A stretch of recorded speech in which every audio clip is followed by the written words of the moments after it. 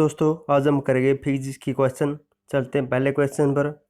जब में एक संख्या एक हो तो ध्वनि को कहा जाता है। तो इसका राइट आंसर ऑप्शन सी ध्वनिक। जब में एक संख्या एक हो तो उस ध्वनि को ध्वनि कहा जाता है, लेकिन अगर में एक संख्या एक से अधिक हो तो उसे पराध्वनिक यानी कि सुपरसोनिक कहा जाता है। अगर ध्वनि 5 से अधिक हो, मेघ ध्वनि 5 से अधिक हो तो उसे अति पराध्वनिक हाइपरसोनिक ध्वनि कहा जाता है। चलते हैं नेक्स्ट क्वेश्चन पर। भू स्थिर या तुल्यांकिक उपग्रह के घूर्णन का आवर्तकाल कितना होता है? तो इसका राइट आंसर है ऑप्शन ए 24 घंटे। इसका आवर्तकाल 24 घंटे होता है। एक स्थान से दूसरे स्थान तक तरंग के गमन में, इनके एक स्थान से जब दूसरे स्थान पर तरंग जाती है तो उसमें क्या होता है? तो राइट आंसर ऑप्शन बी ऊर्जा का अभिगमन या ट्रांसपोर्ट होता है। ऊर्जा का ट्रांसपोर्ट होता है। Next question. प्रकाश का दो अलग स्वरूप है। प्रकाश के दो अलग स्वरूप कौन से हैं? तो इसका राइट आंसर ऑप्शन सी विवर्तन और फोटो इलेक्ट्रिक प्रभाव प्रकाश के दो अलग स्वरूप हैं। Question number 5। निम्नलिखित में से कौन सी युक्ति विद्युत ऊर्जा को यांत्रिक ऊर्जा में परिवर्तित करती है? तो इसका राइट आंसर है ऑप्शन सी।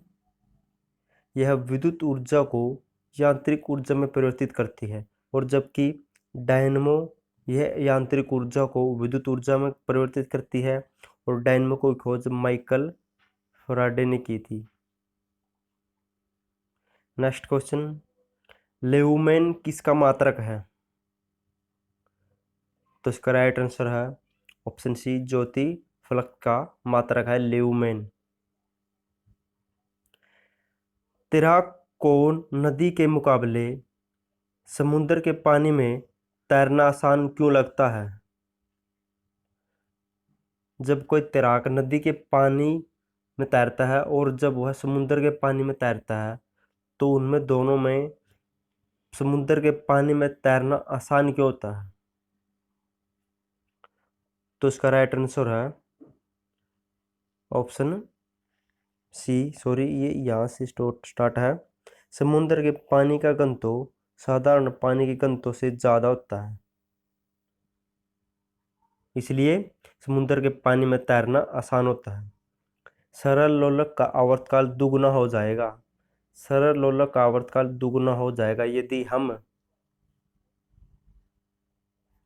उसकी राइट आंसर है उसकी लंबाई 4 गुनी करती जाए तो उसका आवर्तकाल दुगुना हो जाएगा।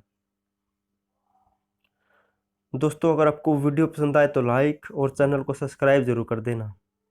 लाउड स्पीकर में ऊर्जा का परिवर्तन होता है। जब हम लाउड स्पीकर में बोलते हैं तो उसका ऊर्जा का परिवर्तन किस रूप में होता है?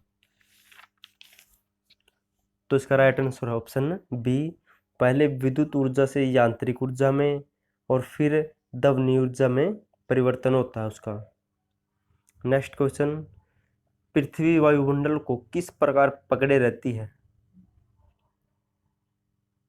तो इसका राइट आंसर ऑप्शन ए गुरुत्वाकर्षण के कारण पकड़े रहती है पृथ्वी वायुमंडल को। Question number 11। किस गुणधर्म के कारण पानी से भरे बर्तन में डुबोई गई छड़ी मुड़ी हुई प्रतीत होती है? तो इसका राइट आंसर ऑप्शन सी अपवर्तन के कारण यह छड़ी मुड़ी हुई प्रतीत होती है। जल के पृष्ठ पर लोहे के टुकड़े के न तैरने का कारण क्या है? इनकी लोहे का टुकड़ा जल या पानी में क्यों नहीं तैरता?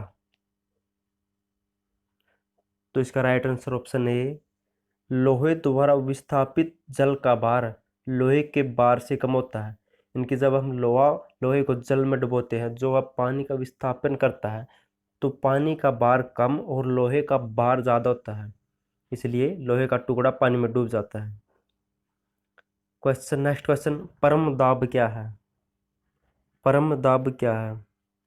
तो इसका राइट आंसर है option A gauge bar plus में सॉरी गेज दाब प्लस में एक बार को परम दाब कहते हैं। मायोपिया में होता है। इनकी मायोपिया में क्या होता है? और इस मायोपिया को ही निकट दृष्टि दोष भी कहते हैं। इसमें दूर की वस्तु नहीं दिखाई पड़ती। और निकट दृष्टि दोष में उत्तल लेंस का अवतल लेंस का प्रयोग किया जाता है। पारे की दो बूंदों को संपर्क में लाने पर वो मिलकर एक बड़ी बूंद बन जाती है। इसका कारण है, इनके जब पारे की दो बूंदों को पास पास में लाया जाता है तो मिलकर दो तो एक बड़ी बूंद बन जाती है। इसका कारण क्या है? तो इसका राइट आंसर ऑप्शन सी, न्यूनतम पृष्ठीय क्षेत्रफल बनाए रखना। इनकी इसका कारण है दरों द्वारा न्यूनतम पृष्ठीय क्षेत्रफल बनाए रखना। इसके कारण में दो बूंदें एक मिलकर बड़ी बन जाती है।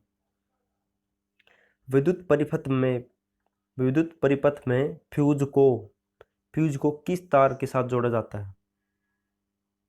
तो इसका राइट आंसर ऑप्शन ए, गर्म तार में लगाया जाता है, यानी कि पॉजिटिव तार में लगाया जाता है फ्यूज को। दो वेक्टर जिनका मान अलग अलग है तो उनका परिणाम शून्य नहीं होगा, उनका परिणाम कभी भी शून्य नहीं होगा। नेक्स्ट क्वेश्चन, अक्षितिज के निकट होने पर सूर्य व चंद्रमा दीर्घ वर्ताकार प्रतीत होते हैं। इसका कारण क्या है? यानी कि जब सूर्य और चंद्रमा अक्षितिज में पहुंचते हैं तो वे पहले से कुछ ज्यादा बड़े दिखाई देते हैं। तो इसका कारण क्या है? तो इसका राइट आंसर ऑप्शन सी, अपवर्तन के कारण वे दीर्घ वर्ताकार दिखाई देते हैं। चलते नेक्स्ट क्वेश्चन पर।